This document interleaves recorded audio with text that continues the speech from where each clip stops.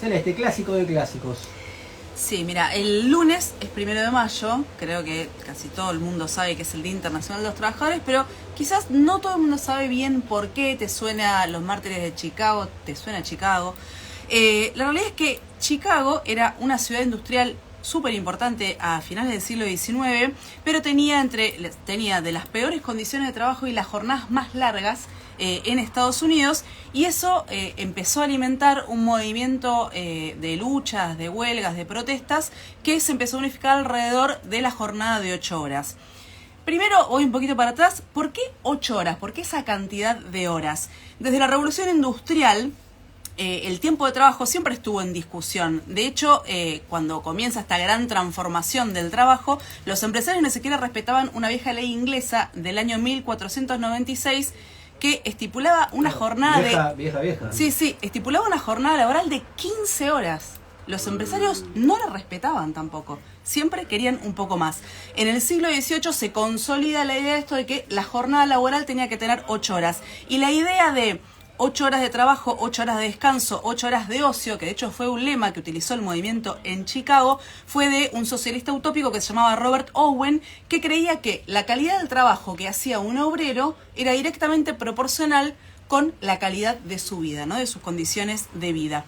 En 1866, 20 años de esta huelga en Chicago, el Congreso de la Asociación Internacional de los Trabajadores, que a lo mejor le suena más como la organización de Marx y Engels, sí, primera internacional. La primera internacional puso en el centro de su estrategia conquistar la jornada legal de 8 horas, y así lo que hizo fue unificar la lucha en varios países del mundo. En ese momento los diarios, que eran los medios, decían que la demanda de la jornada de 8 horas era un delirio lunático, o que equivalía, escuchen, a pedir que se pague un salario sin trabajar, que es más o menos lo mismo que dicen los medios en el siglo XXI, si alguien osa decir trabajar 6 horas por día, 5 días a la semana, que tampoco es una locura.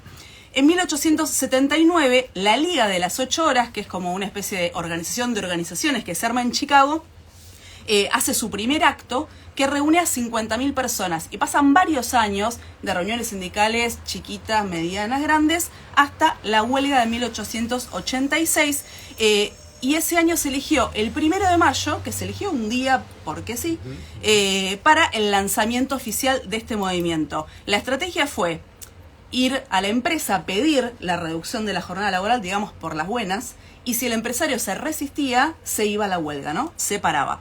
El 1 de mayo de 1886, 350.000 personas abandonaron su puesto de trabajo, más de 40.000 lo hicieron en Chicago. El 3 de mayo seguían las protestas, se convoca un acto en la plaza de Haymarket, que sería como la Plaza de Mayo en Chicago, para denunciar la represión en una fábrica que había sucedido esa tarde, y ese acto también es reprimido. Cuando la gente se dispersa, explota una bomba que causa heridos, causa muertes, y terminan acusados, sin absolutamente ninguna prueba, 8 militantes sindicales, socialistas, anarquistas, que son condenados a muerte, ¿no? De ahí los mártires de Chicago. Entre ellos había uno que se hizo muy famoso por el discurso que pronunció antes de la ejecución, que fue Albert Parsons, que tiene una frase muy conocida que es: si nos van a matar, que la gente sepa por qué. Este veredicto es contra el socialismo, dijo. ¿Puedo hacerte un paréntesis? Por supuesto. A los argentinos todo eso se lo contó un cronista que se llamaba José Martí, y que escribía para el diario La Nación, y hizo unas crónicas espectaculares sobre todo esto del diario La Nación. Comparen con lo que es el diario La Nación hoy, ¿no? Viale, Majul, etcétera, etcétera. Totalmente. Bueno, hasta acá más o menos la historia que es conocida, digamos, ¿no? Y que en general está acompañada de una imagen que tiene mucho que ver con la imagen que tenemos por los libros de historia, que es que esa clase trabajadora que protagonizó esa huelga era toda igual, ¿no? Que básicamente eran trabajadores que eran todos hombres blancos, y en realidad la clase trabajadora en ese momento era recontra diversa, muy parecida también a la de ahora. Había un montón de inmigrantes, había afrodescendientes, y también había mujeres. En Chicago había un montón de grupos políticos, porque había mucho movimiento, pero casi no había mujeres entre los oradores y los dirigentes. Lucy Parsons era una de estas dirigentes. Ella se hizo muy conocida como una de las viudas de Haymarket, ¿no? de este acto en la plaza, porque Albert Parsons era su esposo. Pero ella ya se había ganado un lugar. Lucy era costurera, participaba de la Unión de Mujeres Trabajadoras y en los Caballeros del Trabajo, que a pesar de su nombre era uno de los pocos grupos sindicales que permitía que ingresen mujeres, permitía que ingresen personas negras y también personas migrantes. Lucy se hizo súper conocida porque dio bellos discursos embarazadas, que era algo rarísimo en ese momento. Las mujeres embarazadas en el siglo XIX estaban recluidas en el hogar, no salían para nada, mucho menos daban discursos políticos.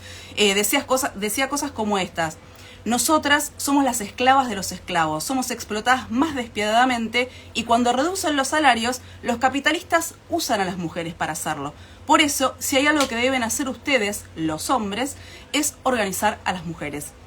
Un texto muy conocido de Lucy Parsons es uno que se llama A los vagabundos, los desempleados y los miserables, que es muy famoso por una frase que dice: tenemos que aprender a usar explosivos. Pero en realidad lo más explosivo que dice el texto no es hagamos una bomba, sino que el problema de la jornada laboral y de las condiciones terribles en las que trabajaba la mayoría de la gente no era un jefe malo o un capitalista ineficiente, sino que ella decía: todo el sistema industrial capitalista está mal. Durante muchos años el legado, incluso la figura de Lucy Parsons, tuvo un lugar muy marginal en el movimiento feminista, porque aunque ella apoyaba la demanda del sufragio femenino, que obviamente era la demanda que más movilizaba en ese momento, ella creía, y lo decía todo el tiempo, y eso es lo que no le gustaba a muchas sufragistas, que la democracia capitalista era un fraude para la mayoría de las mujeres y también de los varones. Y obviamente lo que más molestaba es que ella no aceptó nunca el lugar que le reservaban muchas sufragistas a las mujeres negras o a las mujeres mestizas por no ser blancas, que era medio de acompañantes. Hoy hay políticos súper rancios como Javier Milei, que parece que tienen monopolizada la idea de la libertad, ¿no? Parece que ahora ellos, los libertarianos, son los únicos que pueden hablar de la libertad como si tuviera algo que ver con lo que proponen. Lucy Parsons tenía una idea radicalmente opuesta a esta que se quieren apropiar tipos como Milei, y tiene mucho que ver con su pelea y con la del movimiento que empezó ese 1 de mayo en Chicago y que de alguna forma continúa hoy. Ella decía que la sociedad, una vez que fuera liberada de la explotación del trabajo asalariado, iba a producir hombres y mujeres libres, que piensen de forma libre, que actúen de forma libre y que en definitiva sean libres. Celeste Murillo.